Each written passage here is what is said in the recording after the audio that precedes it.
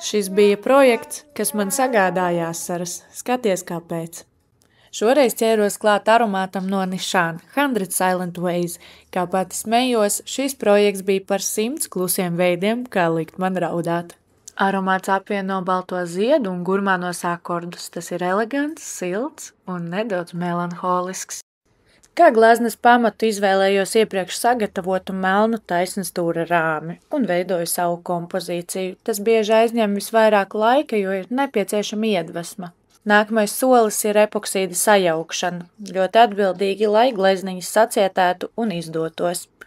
Nākamā daļa ir mana mīļākā procesa daļa, kas ir epoksīda izliešana, un šeit es pamanīju savu pirmo kļūdu, kas bija papīrs zem epoksīda. Otrā kļūda bija folija zelta gabaliņa pārāk lielā daudzumā, kas vairs neizskatījās labi, un tad es ļāvu sev vaļu.